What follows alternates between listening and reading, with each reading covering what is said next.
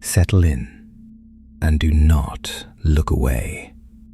This entire story is a single chilling journey that is best experienced in full. If you appreciate tales of the supernatural, show your support by subscribing. It lets us know you want more. Now, listen closely. I didn't move to Kansas to disappear. That's what people assume when you tell them you've left a city for a place where the wind has more personality than the neighbors. They picture a man running from something. Debt, divorce, a mistake with a body and a shovel. But I didn't move to disappear. I moved because I was tired of noise. Not just traffic or sirens, or the way apartment walls hum with other people's lives. I mean the constant low-grade pressure of being observed, judged, measured against invisible lines I never agreed to compete in. Kansas doesn't measure you. Kansas just stretches. Flat, quiet, endless. When I found the house, it was late October. The listing had been up for months. 2-bedroom ranch, back porch, unfinished basement, a field that rolled out behind it like an ocean made of dry grass. The realtor warned me about the wind. "It gets loud out here," she said.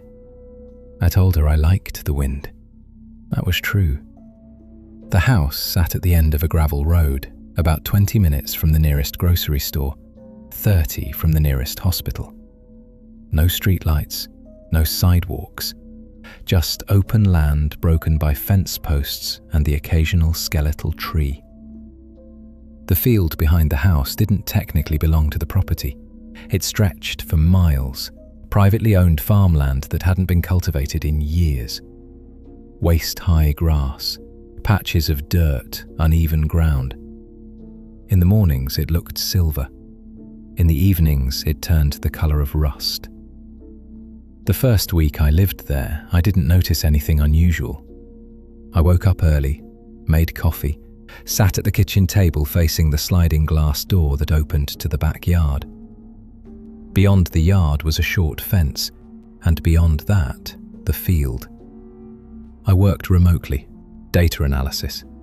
Numbers don't care where you sit while you process them. They don't care if there's a skyline or nothing but wind. The silence was the best part.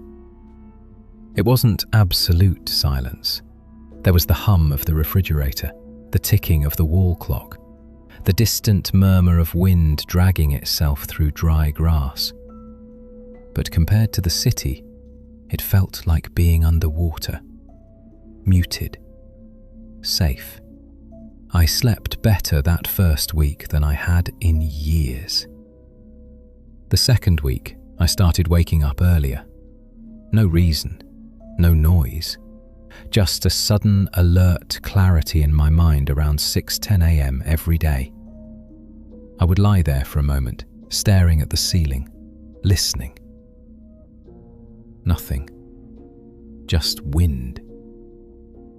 On the 12th morning, I noticed him. It wasn't dramatic, no thunderclap, no cinematic cue.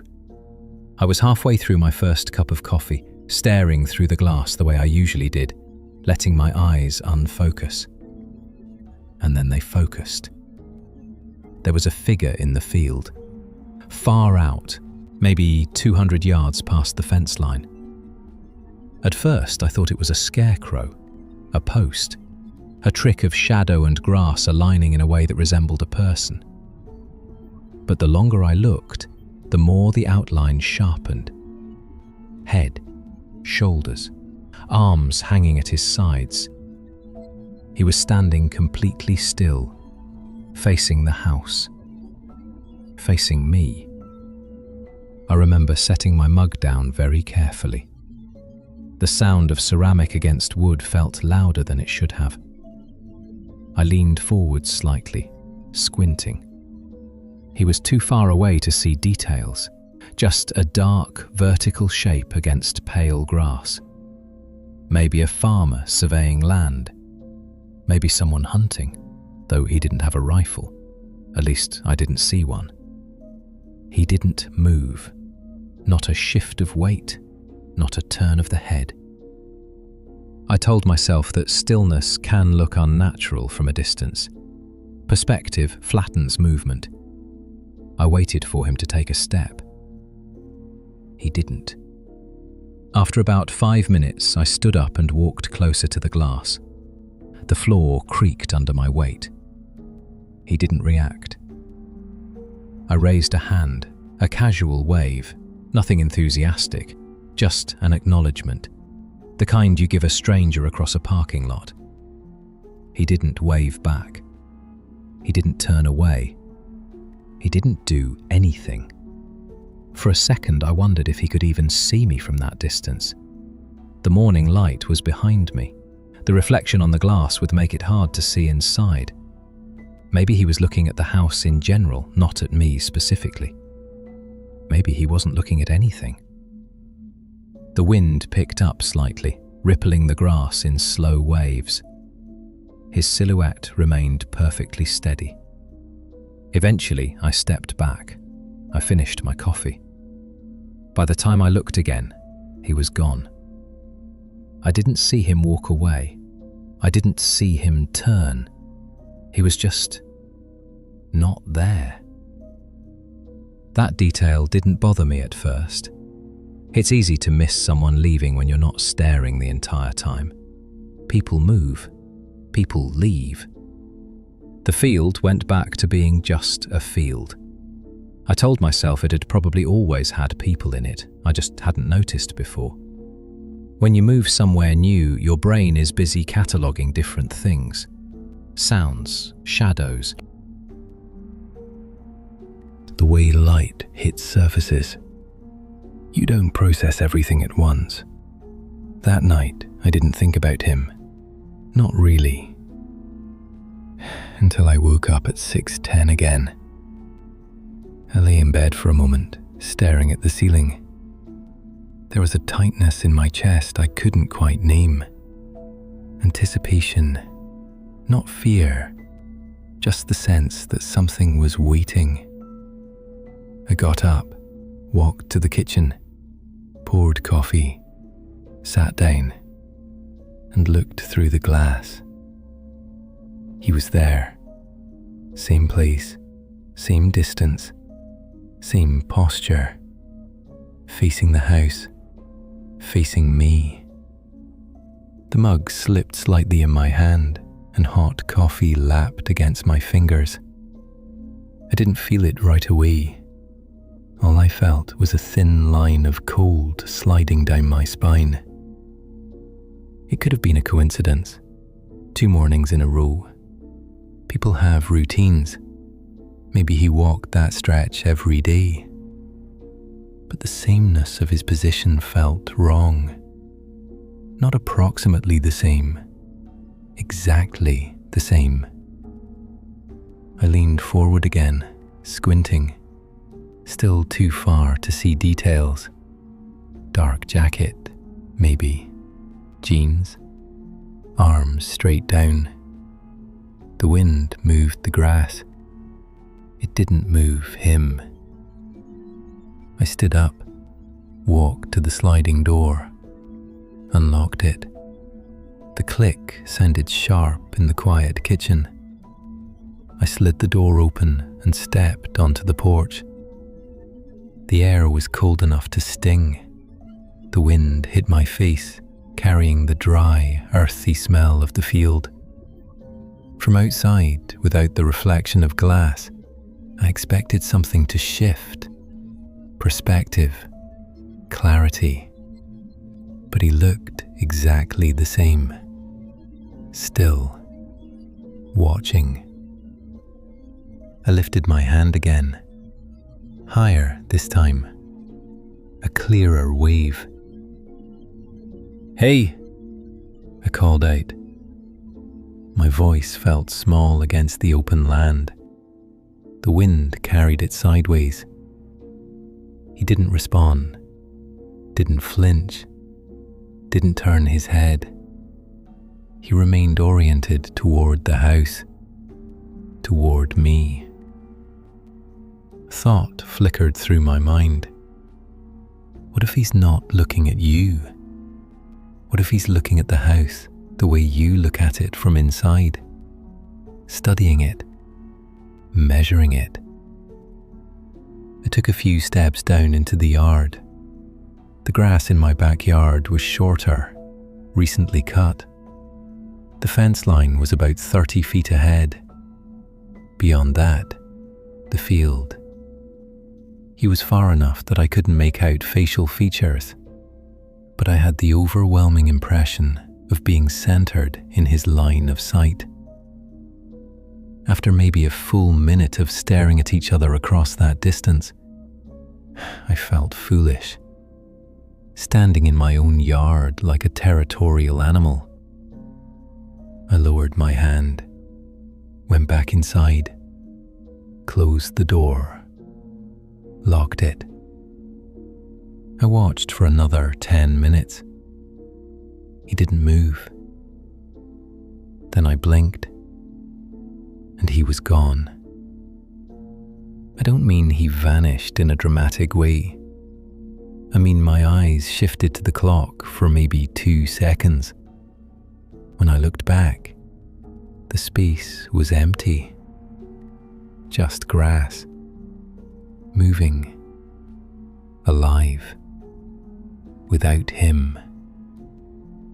That was the first time something inside me tightened, because I hadn't seen him walk away. And at that distance, with nothing blocking my view, I should have. Unless he crouched, unless he dropped flat into the grass. The thought made my mouth go dry. I stood up and walked to the bedroom, grabbed the small pair of binoculars I used occasionally for bird watching. When I returned to the kitchen and lifted them to my eyes, the field sharpened into focus. Individual blades of grass, uneven soil, shallow depressions.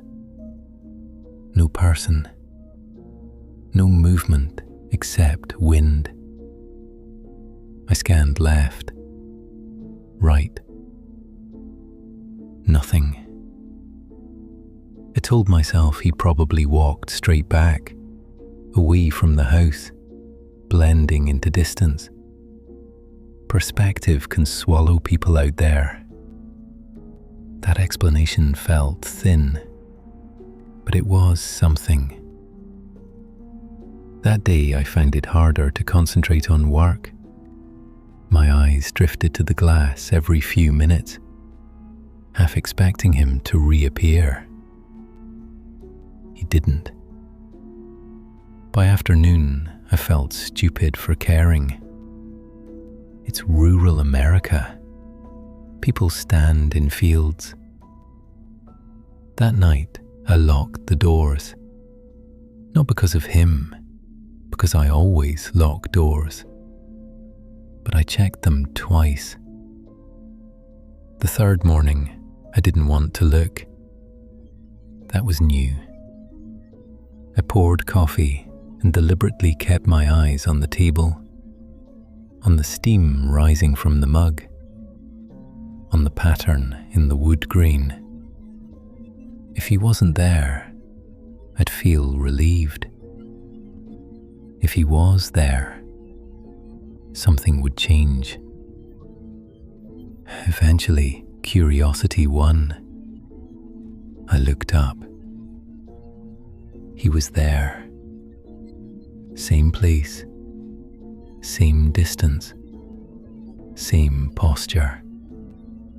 Facing the house, facing me. The repetition felt surgical, precise. I swallowed, raised the binoculars immediately this time. Focused. The lens trembled slightly in my hands. He resolved into clearer shape. Dark jacket, faded jeans, hands hanging loose. His face, I couldn't see it. Not because of distance, because of shadow. It was as if the light bent around him, leaving his features indistinct. I adjusted focus again. Still blurred, like a smudge where eyes and mouth should be. He wasn't wearing a hat. His hair, if he had hair, didn't move in the wind. That was when I noticed something else. The grass around him moved. His clothing did not even slightly. I lowered the binoculars. My pulse had begun to throb in my ears. This isn't real, I told myself. Or rather, this is real, but it has a reasonable explanation. Maybe he's wearing something stiff, heavy fabric. Maybe the wind is stronger closer to the house than out there. Maybe my eyes are playing tricks on me. I waved again, slowly, deliberately, and this time, I thought his head tilted, just slightly, a small angle to the right. So subtle, I almost convinced myself I imagined it. But my stomach dropped as if I'd missed a step in the dark. He had responded, not with a wave, not with a gesture, just a shift, an acknowledgement. I felt suddenly exposed, like the glass between us wasn't protection, just transparency. I backed away from the door, set the binoculars down, tried to breathe evenly. He stayed there for another 15 minutes. Then he was gone, and I never saw him leave. By the fourth morning, I woke before the alarm, before 6:10, my body anticipating something it didn't understand. I lay in bed, staring at the wall. Part of me didn't want confirmation. Part of me needed it. When I finally walked to the kitchen, my hands were cold. I didn't make coffee. I went straight to the glass. He was there. Closer. Not dramatically closer, but closer. Maybe 15 feet. Enough that the change was undeniable. He was still in the field, still beyond the fence, but the distance between us had shortened. And I knew, without measuring, without marking the ground, that the spot he occupied was not the exact same patch of grass as before. It was forward, incrementally, intentionally. My mouth went dry. I stepped closer to the glass. He remained perfectly still, facing the house, facing me. And for the first time, I felt something beyond curiosity. Not fear exactly, not yet. Recognition, as if he had always been there, as if I had only just begun noticing. And that realization felt worse than anything else, because it meant this might not have started 3 days ago. It might have started the day I moved in, or before. I raised my hand again, slowly, and this time I didn't wave.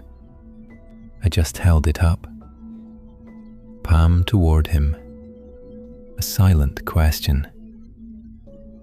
He didn't move, but I felt, deeply, irrationally, that he was aware of the gesture, aware of me, watching not the house, not the yard, me. That was the first time I thought, He's not just standing in the field. He's waiting. And I didn't yet know what for. I stood there longer than I meant to, long enough for the light to change. Kansas mornings don't rise all at once. The sky goes from charcoal to a dull blue-grey, and then slowly, almost reluctantly, colour seeps into everything. The field begins to glow faintly gold at the edges. Shadows stretch thin. He didn't cast one. That was the next thing I noticed. The sun was low behind my house, which meant the light fell directly across the field toward him. Fence posts cast narrow black lines in the grass. The uneven ground created soft indentations of shade. But around his feet, I couldn't distinguish anything consistent. No elongated shape stretching away from him. No darkening beneath his body. Just grass. Moving. Alive in the wind. I blinked hard and leaned closer to the glass. Maybe the angle was wrong. Maybe I was overanalyzing. But once you see something missing, you can't unsee it. I grabbed the binoculars again, lifting them with more urgency than before. The field snapped into sharp detail. Fence posts, patches of dirt, a small dip in the land about 20 feet to his left. I focused on his legs. The grass at shin height swayed and bent in uneven rhythm. It brushed against his jeans, but there was no interruption in light beneath him. It looked less like a person standing on the ground and more like a shape placed onto the image. I lowered the binoculars slowly. My breathing had grown shallow. Okay, I muttered under my breath. Okay. I forced myself to step away from the door, to sit down, to think like a rational adult. People exist. Fields exist. Optical illusions exist. Distance distorts perspective. I pulled my laptop closer and opened the blank document.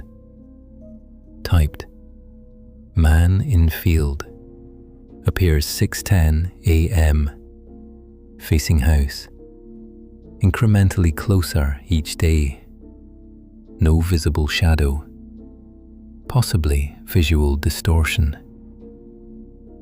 I stared at the words. Seeing them written made the situation feel less surreal. More like data, an anomaly to be studied. I decided to test something. Instead of watching him continuously, I set a timer on my phone for 1 minute. I would look at him, close my eyes, wait for the timer, look again. If he moved between those intervals, I would catch it. I stood back at the glass, set the timer, started it. The grass around him moved. His clothing did not even slightly. I lowered the binoculars. My pulse had begun to throb in my ears. This isn't real, I told myself. Or rather, this is real, but it has a reasonable explanation. Maybe he's wearing something stiff, heavy fabric.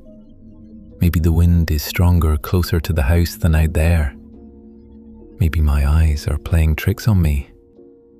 I waved again, slowly, deliberately, and this time, I thought his head tilted, just slightly, a small angle to the right, so subtle I almost convinced myself I imagined it.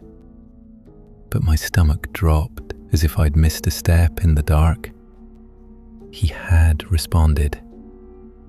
Not with a wave, not with a gesture, just a shift and acknowledgement.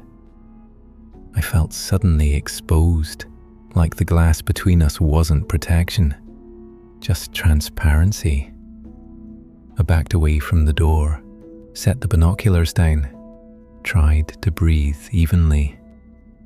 He stayed there for another 15 minutes. Then he was gone, and I never saw him leave. By the fourth morning, I woke before the alarm, before 6:10, my body anticipating something it didn't understand. I lay in bed, staring at the wall.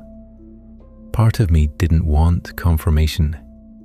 Part of me needed it. When I finally walked to the kitchen, my hands were cold. I didn't make coffee. I went straight to the glass. He was there. Closer. Not dramatically closer, but closer. Maybe 15 feet. Enough that the change was undeniable. He was still in the field, still beyond the fence, but the distance between us had shortened.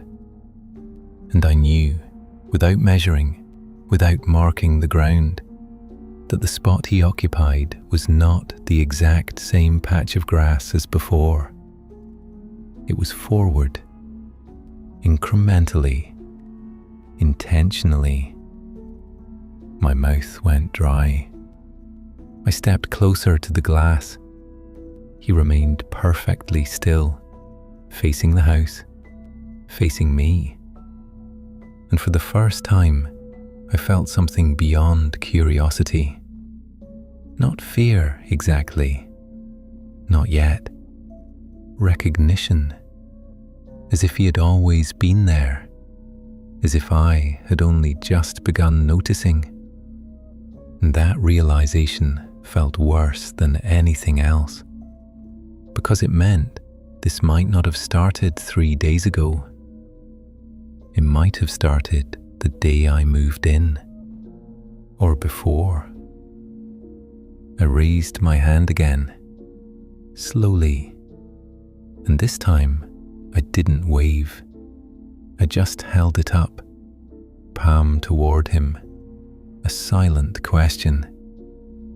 He didn't move, but I felt, deeply, irrationally, that he was aware of the gesture, aware of me, watching not the house, not the yard, me. That was the first time I thought, he's not just standing in the field, he's waiting.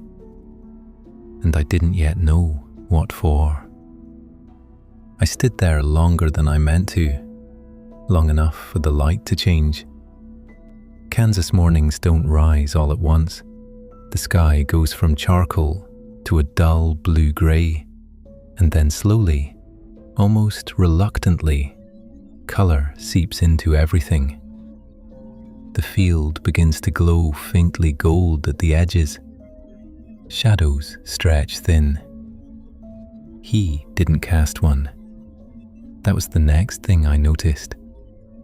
The sun was low behind my house, which meant the light fell directly across the field toward him. Fence posts cast narrow black lines in the grass. The uneven ground created soft indentations of shade. But around his feet, I couldn't distinguish anything consistent. No elongated shape stretching away from him, no darkening beneath his body. Just grass, moving, alive in the wind. I blinked hard and leaned closer to the glass. Maybe the angle was wrong. Maybe I was overanalyzing. But once you see something missing, you can't unsee it. I grabbed the binoculars again, lifting them with more urgency than before. The field snapped into sharp detail. Fence posts, patches of dirt, a a small dip in the land about 20 feet to his left. I focused on his legs. The grass at shin height swayed and bent in uneven rhythm. It brushed against his jeans, but there was no interruption in light beneath him.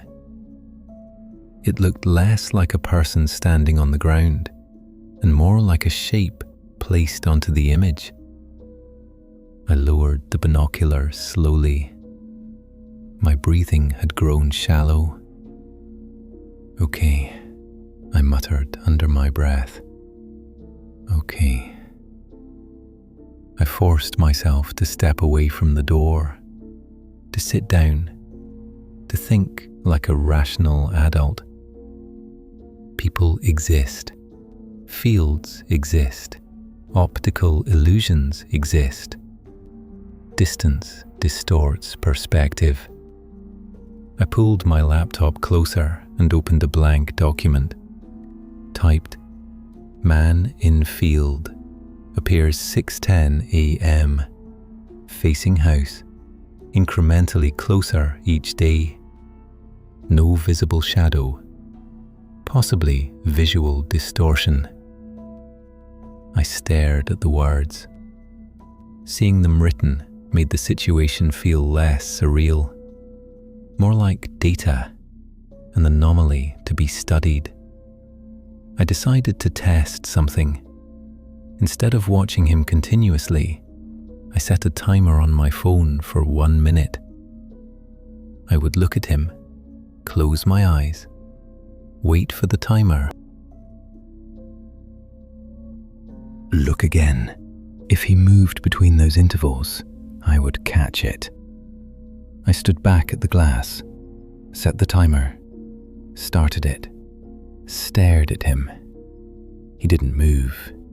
His head remained upright, arms at his sides, body oriented toward the house. The wind moved around him. The timer vibrated in my hand. I closed my eyes immediately, counted my breaths.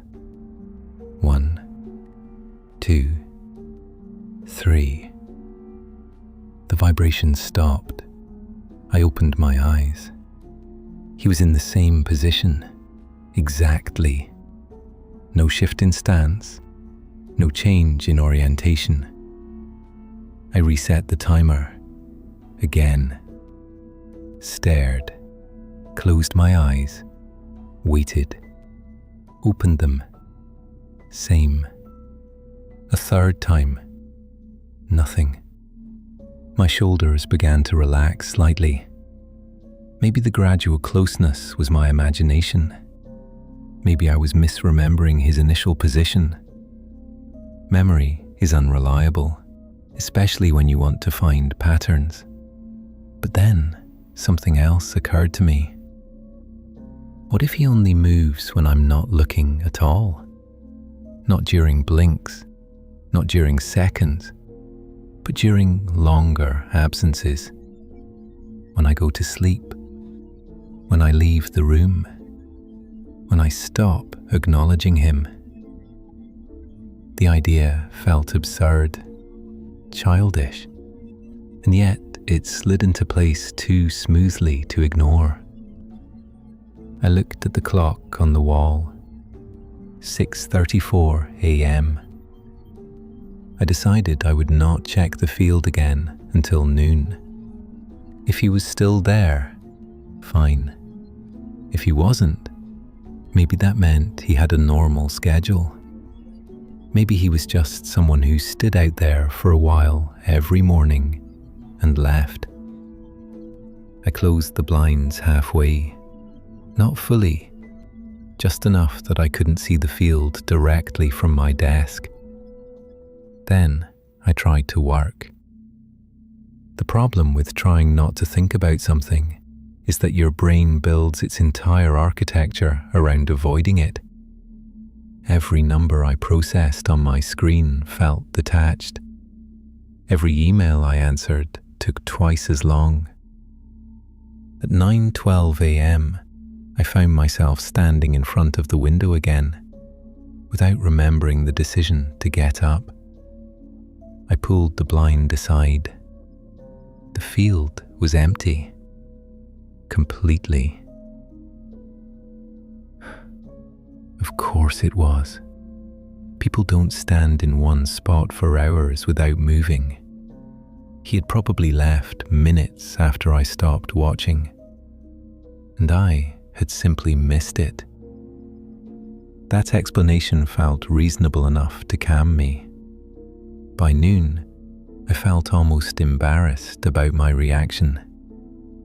Isolation can amplify minor oddities. That's what it was. Adjustment. My brain recalibrating to silence. Amid lunch, a sandwich and an apple. I deliberately left the blinds open this time. The field stretched uninterrupted to the horizon. Nothing standing, nothing watching. The rest of the day passed normally. That night, however, I dreamed about him. Not in a dramatic way. No chase, no violence. I was standing in the field, in the exact spot where he usually stood, facing the house, facing the sliding glass door. And inside the house, through the glass, I saw myself, sitting at the kitchen table, holding a mug, staring out at me. The version of me inside didn't wave, didn't react. He just watched. When I tried to move, I couldn't. My feet were anchored to the ground. The wind moved the grass around my legs, but I couldn't feel it. I woke up at 6:09 a.m., heart pounding. The room felt smaller than usual, thicker. I sat up immediately, didn't lie there, didn't debate. I went straight to the kitchen. And before I even reached the glass, before I consciously focused, I knew he was there. Closer. Another small increment. Close enough now that I could distinguish more detail in his clothes. The jacket wasn't black. It was a dark grey. The jeans were worn at the knees. His shoes were dark too. Work boots, maybe. But his face remained indistinct, like a blur inserted into the shape of a head. And something else had changed.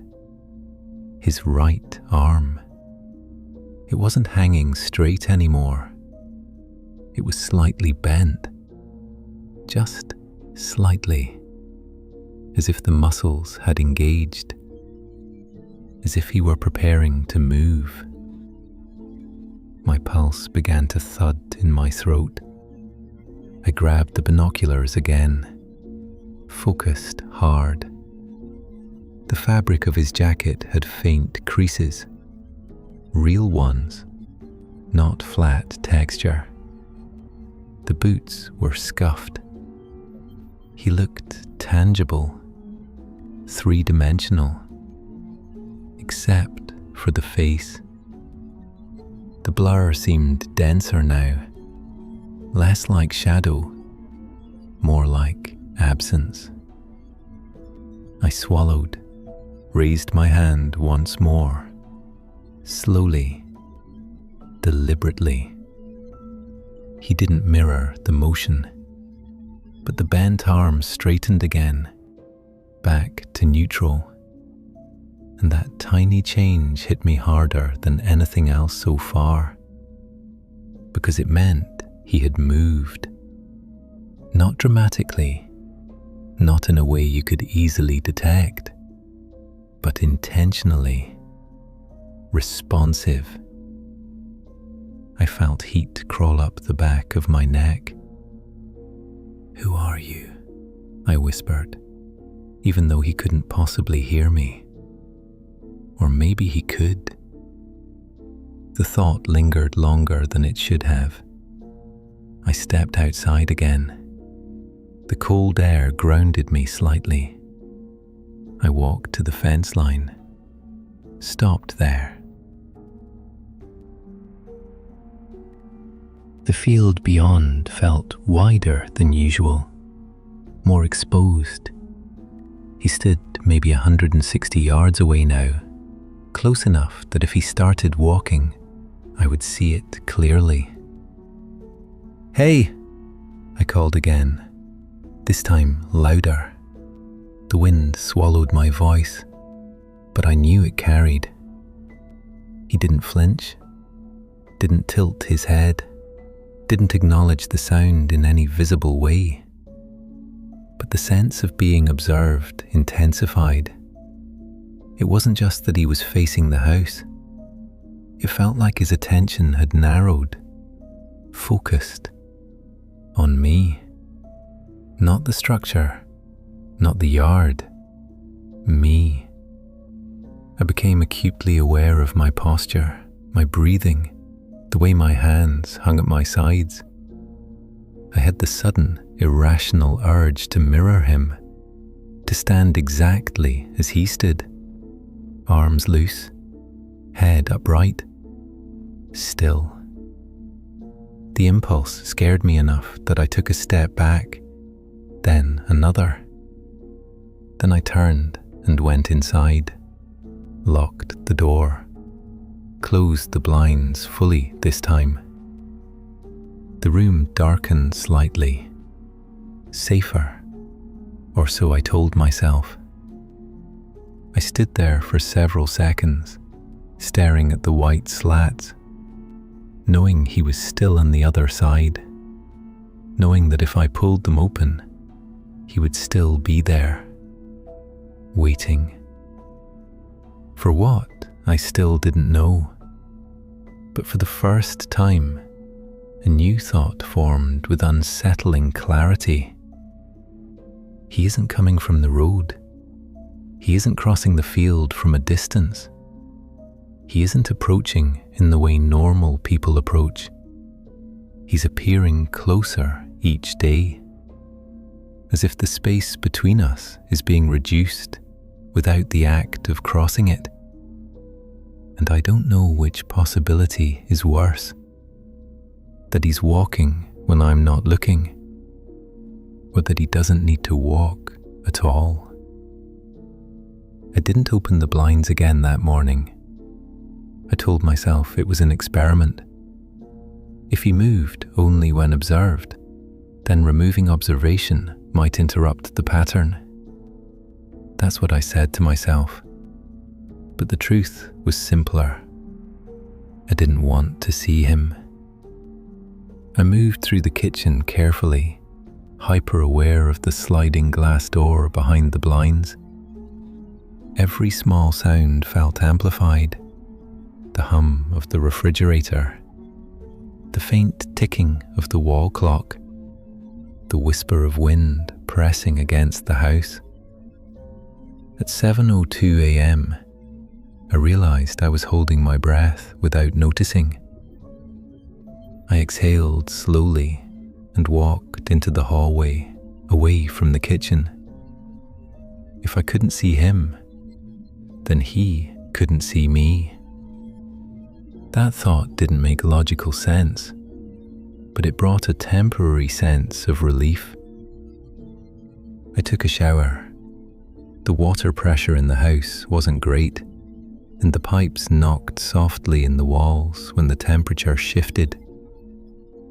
Normally, I found the noise comforting, proof the house was alive in a mechanical way.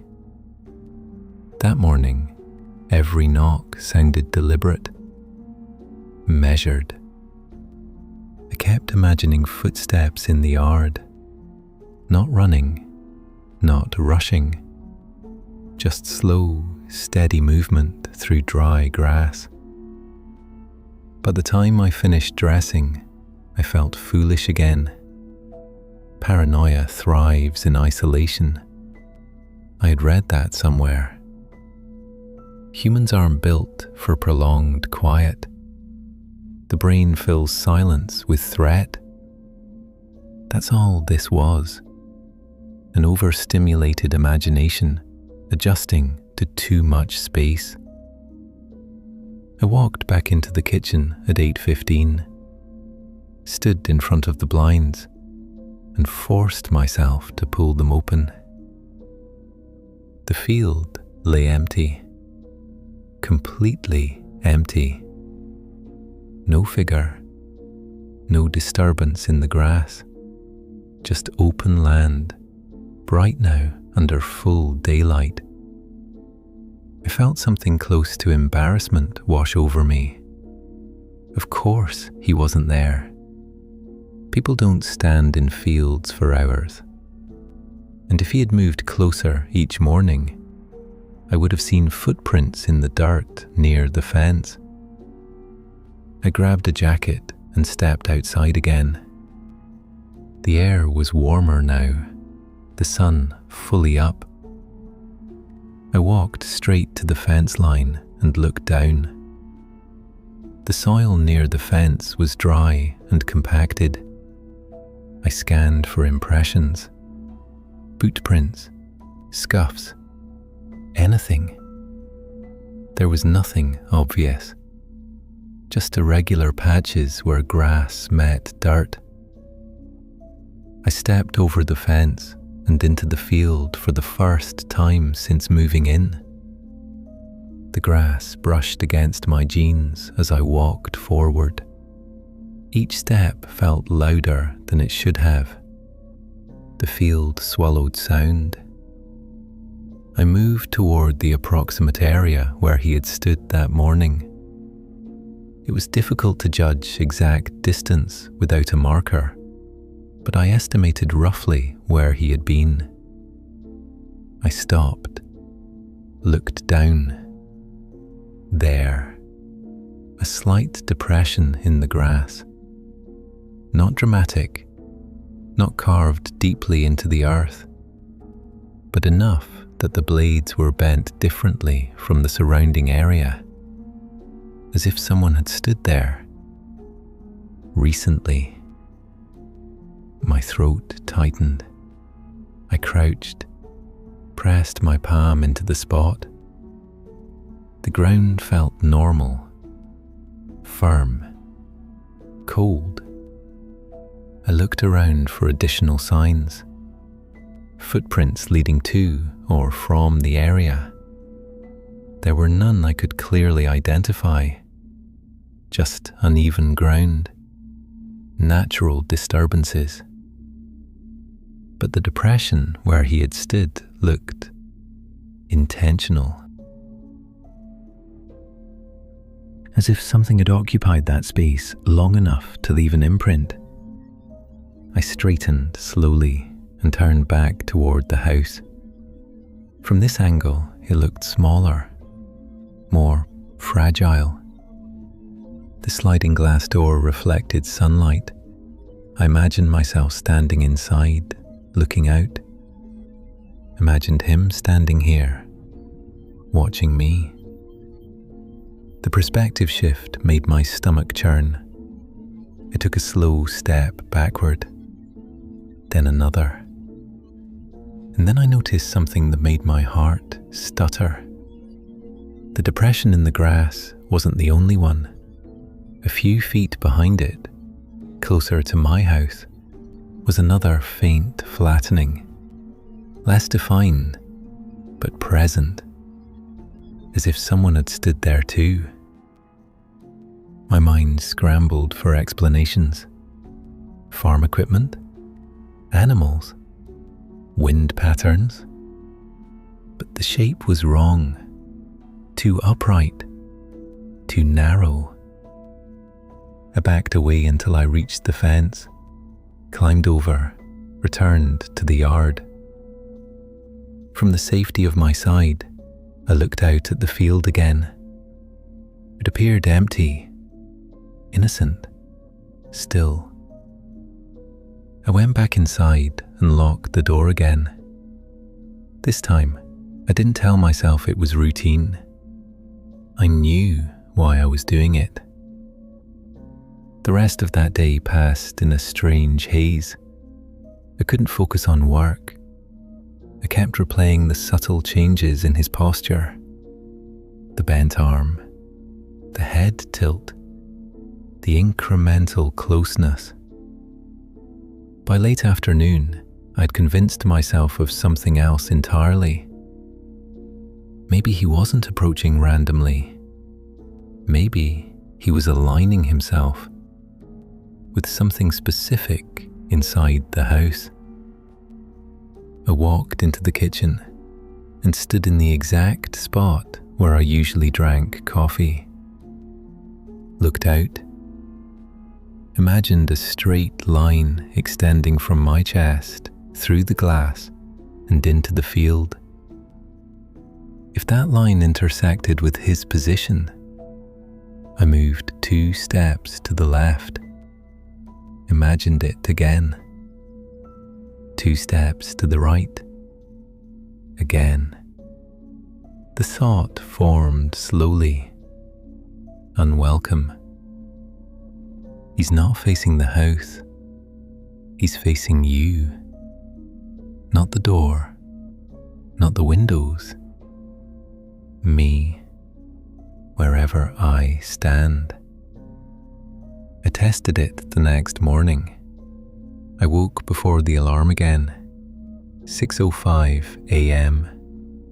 The house felt heavy, dense, as if the air had thickened overnight. I didn't go to the kitchen immediately. Instead, I went into the living room, positioned myself near the far wall, at an angle where I could see the field through a side window rather than the sliding door. Then I looked. He was there, closer again, and oriented toward that window, toward me.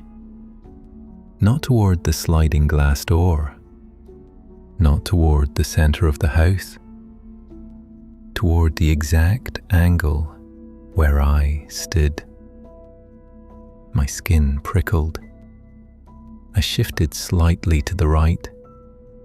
His silhouette didn't rotate in a visible motion, but the angle of his shoulders no longer aligned with the door. It aligned with me. I moved farther to the right, to the edge of the room, and the impossible happened. His orientation adjusted, not with a step, not with a visible pivot, but between one blink and the next, his stance subtly realigned, always facing me. I stumbled back from the window. That wasn't perspective. That wasn't coincidence. He was tracking me without moving. The realization hit in layers, slow, heavy. He doesn't need to walk. He doesn't need to turn. Space itself adjusts him, or he exists in a way that bypasses normal motion. I pressed my back against the wall and slid down until I was sitting on the floor, breathing fast, trying to slow it, trying to think. This is stress. This is isolation. You're projecting intention onto something ambiguous. But ambiguity doesn't reposition itself in response to your movement. I waited there for several minutes, then forced myself up, returned to the kitchen, and looked again. He was closer. Close enough now that I could make out the shape of his hands. Long fingers, relaxed, not clenched, not threatening, just present. His face remained blurred, like a smudge in reality. And suddenly, something else became clear. He wasn't getting closer to the house. He was getting closer to where I stand. The fence line hadn't changed. The yard hadn't changed. But his distance to the glass had shortened in a way that matched my habitual position inside. The place where I drink coffee. The place where I watch the field. That was his target. A chill moved through me that had nothing to do with temperature. If that pattern continued, if he closed the distance fully, where would that place be? On the porch? In the yard? At the glass? Or inside? I swallowed hard, and for the first time since moving here, I considered leaving. Just driving away for a few days, staying in a hotel, testing whether he remained when I was gone. But even as the thought formed, another followed. If he is oriented toward you, if he is reducing space relative to you, then leaving might not increase the distance. It might collapse it. I looked at him again. He stood motionless, patient, as if time did not apply to him the way it applied to me. And a new, quieter fear settled in my chest. Not that he would rush me, not that he would attack, but that he would simply continue. One small increment at a time, every morning, until there was no field left between us, and I still didn't know what would happen when the distance reached zero. That day, I didn't leave the house. I told myself I was working, that deadlines mattered, that routine would anchor me. But the truth was simpler. I didn't want to test the distance. I didn't want to step outside and discover how close he really was. By mid-afternoon, the light had shifted again, turning the field pale and colourless. From certain angles, the grass reflected so brightly, it almost erased detail. I stood at the kitchen sink, pretending to wash a clean plate, and glanced out. The field was empty, like always during the day. That was one of the strangest parts. He never stayed past early morning. By 9 or 10 a.m., he was gone. Not fading, not walking, just absent. As if whatever rule governed his presence only applied at dawn. That night, I didn't dream. Or if I did, I didn't remember. But I woke again before 6:10. This time with the distinct sensation that I had been watched while asleep. Not physically touched, not disturbed, just observed, like an experiment under glass. I sat up slowly in bed. The room was dim blue with early light. I listened. No footsteps, no movement, just wind brushing the siding. I walked down the hallway without turning on any lights. Something in me didn't want to announce my presence, didn't want to confirm that I was awake. When I reached the kitchen, I stopped a few feet short of the sliding glass door. The blinds were still closed from yesterday. For a long moment, I stood there, staring at them, knowing he was likely beyond them, knowing he would be closer again.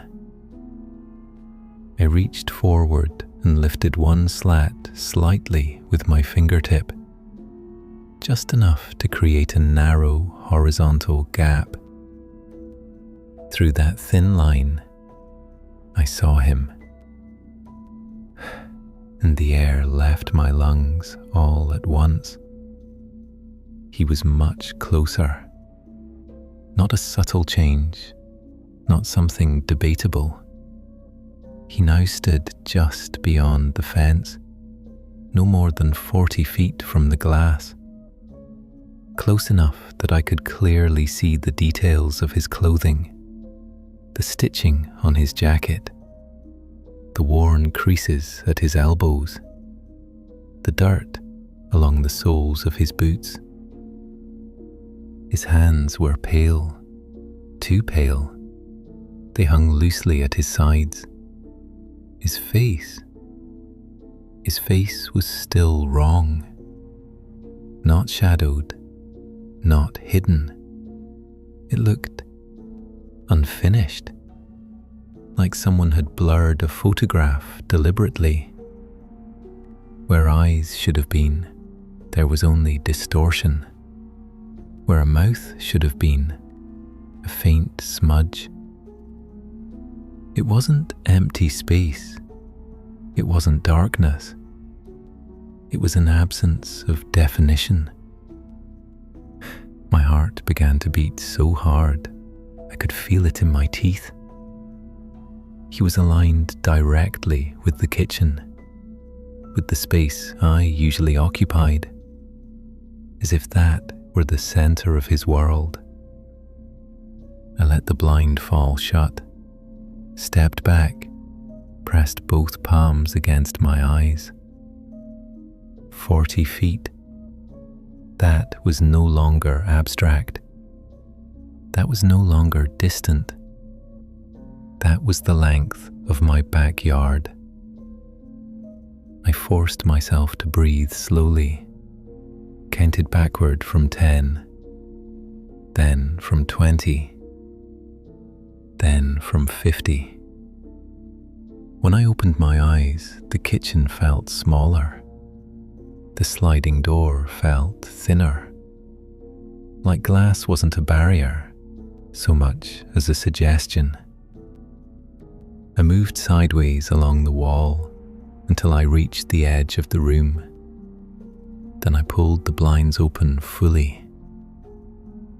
He was still there, unmoving, facing the exact spot where I had been standing moments ago. But now that I had shifted, his alignment was slightly off. Just slightly.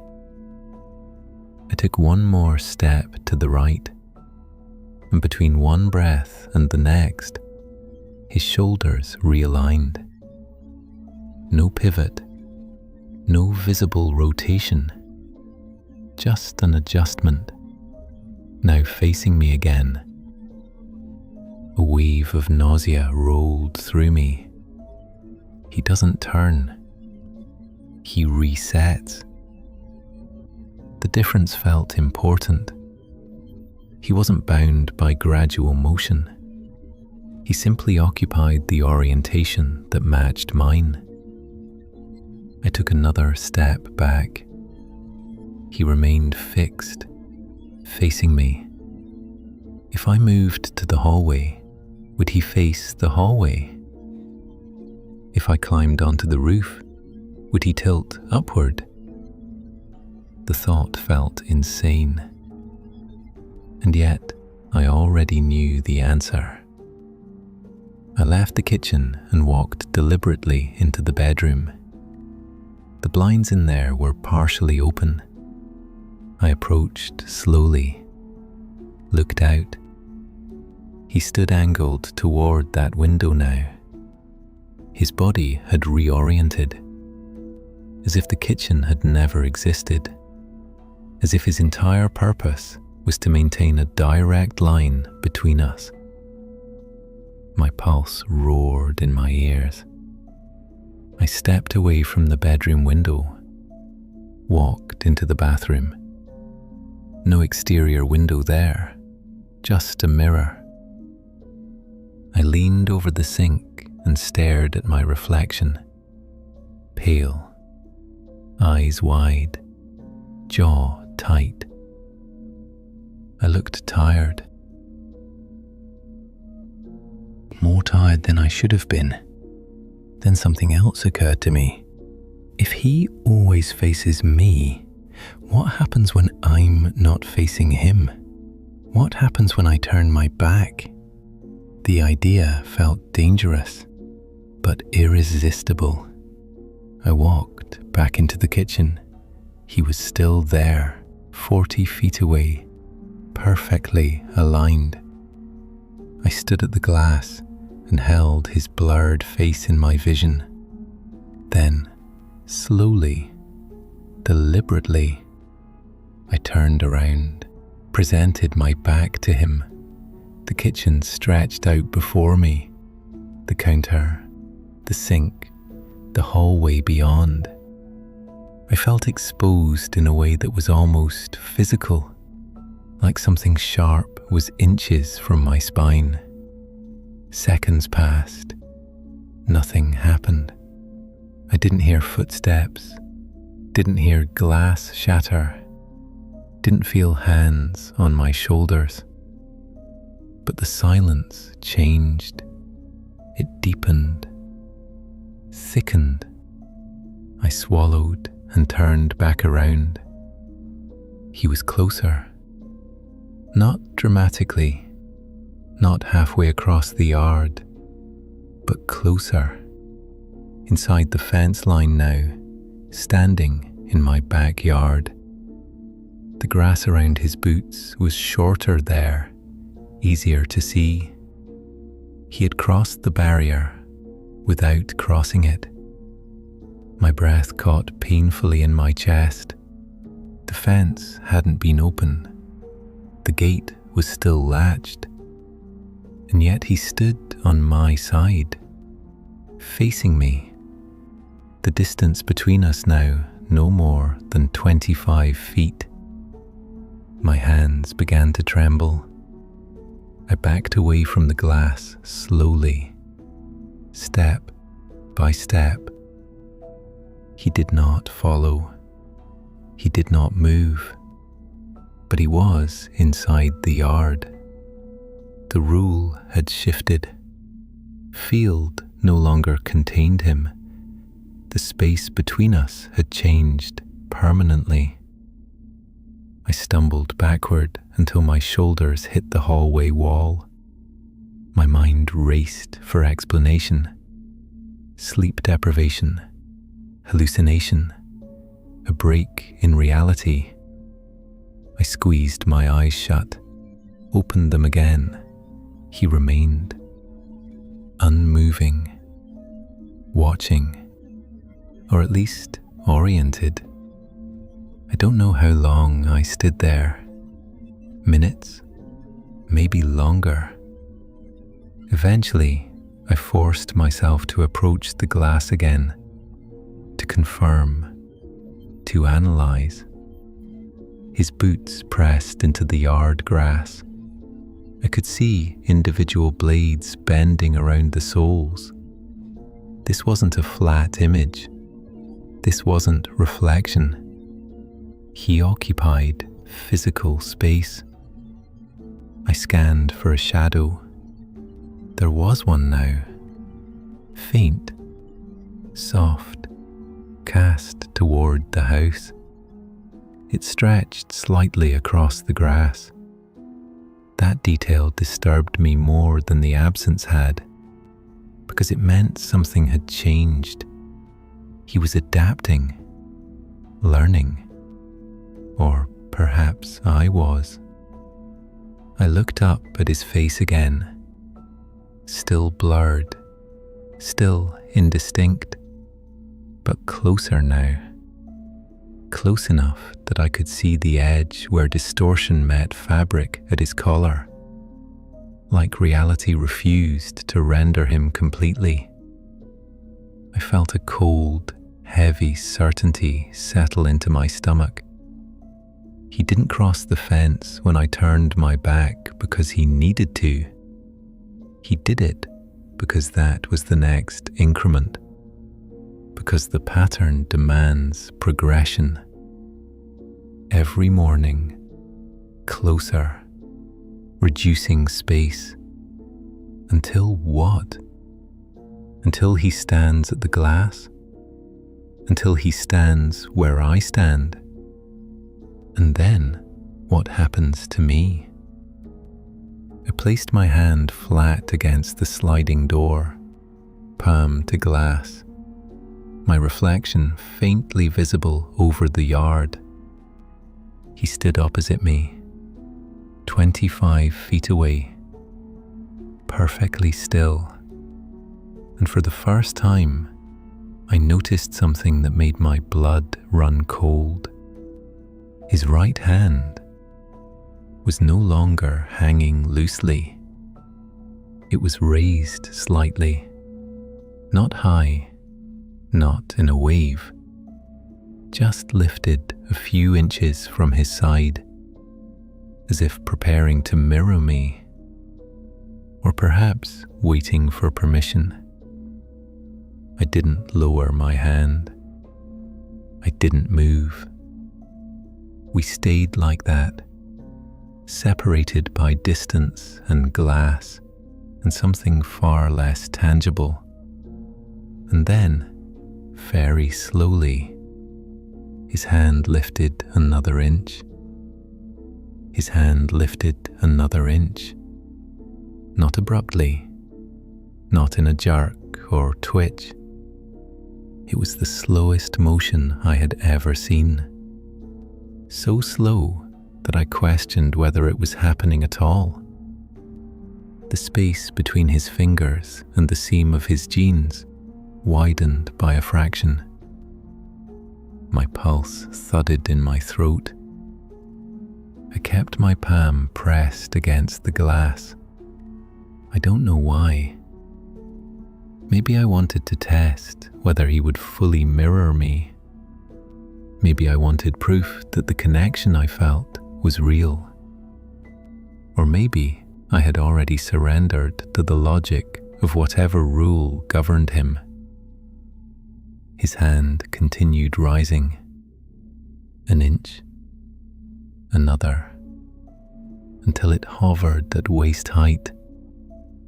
Not a wave, not quite a gesture, just elevation, as if gravity had loosened its hold on that limb alone. I realized something then that made my stomach drop. He hadn't started lifting his hand until I touched the glass. He hadn't reacted to my movement while I watched him from the yard earlier. He hadn't responded when I waved in the field days ago. But the moment physical contact occurred, skin to barrier, he adjusted, as though touch changed the equation. I pulled my hand away abruptly. The glass felt colder than it should have. For a second, nothing happened. He remained with his hand partially raised. Thank you for staying until the very end of this story. The darkness still hides many secrets, and more mysterious tales are yet to come. Subscribe and turn on the bell so you won't get lost in the shadows and will be the first to hear them.